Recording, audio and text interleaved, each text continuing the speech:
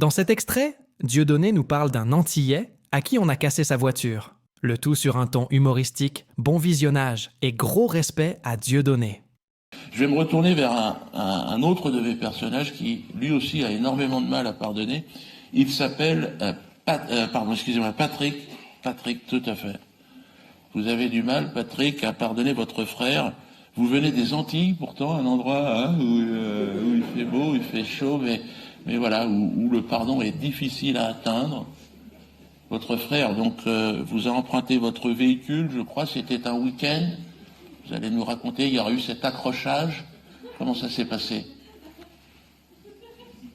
Mais c'est pas un accrochage. Mais voilà, c'est pas un accrochage.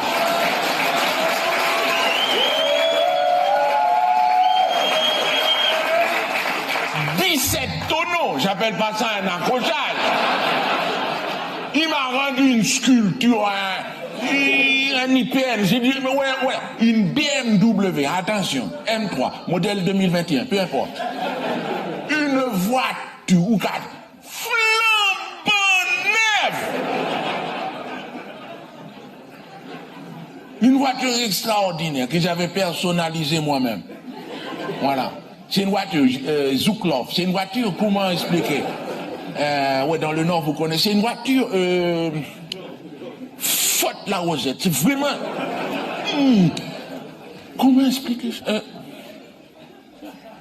Je l'avais entièrement personnalisé, tu vois, j'avais un ami à moi, un cousin, il est peintre, aérographe, il m'a fait sur le capot une femme nue, antillaise, avec une coupe fondue avec une tête de renard comme ça. C'est ça que j'ai pas compris. Je lui ai demandé pourquoi tu m'as foutu un renard là-dedans. Il m'a dit c'est l'inspiration, laisse-moi faire. Cocotier, sable fin, magnifique. Les gens qui passaient devant la voiture, à l'unanimité, ils m'ont dit, ta voiture, Patrick, aïe, pop, pop, pop. Aux Antilles, ça veut dire, fort dur. Ça veut dire, vous savez, à l'intérieur, j'avais 1000 watts efficaces. Voilà. Zouk. Quand je mettais les infrabasses, c'est vraiment, j'avais une banquette rabattable, tout en pot de la main. Les femmes qui sont montées dans cette voiture, à l'unanimité, elles m'ont dit, Patrick, tu m'as fait visiter la galaxie.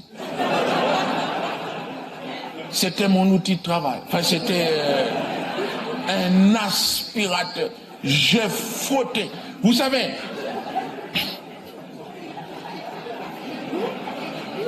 quand il a brisé ma voiture, il m'a brisé le cœur. Tout à fait. Non, mais on entend cette souffrance, Patrick. On l'entend. Mais votre frère a fait 12 mois de coma après cet accident. Il a perdu l'usage de ses jambes, paraplégique, il a perdu son nez, des choses qu'on ne voit que dans un monde imaginaire, et il est sorti de ce coma, il vous a demandé, bien sûr, hein, où est mon frère? Où est-il? Je lui demande pardon. Oui, je suis au courant. Mais je n'avais pas le cœur à aller le voir. J'étais au chevet de ma voiture. C'est différent. Voilà, c'est différent, les gens peuvent comprendre. J'ai assisté toutes les réparations, tous les stades. Heureusement, on remercie jamais assez les chefs d'atelier, tous les garagistes, l'assureur, monsieur Charlotin. Il a fait un travail fantastique. Il m'a dit, bon, on verra comment pour les frais, on va s'arranger. Il n'y aura pas de malus. Il m'a dit, bon, j'ai dit, s'il n'y a pas de malus, bon, c'est déjà quelque chose. J'ai dit, il y aura peut-être du bonus. Il m'a dit, il ne faut pas exagérer.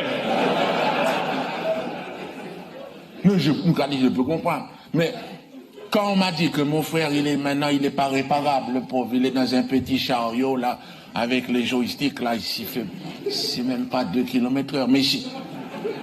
Mais tant mieux, quelque part, tant mieux. Il ne fera plus de mal aux autres.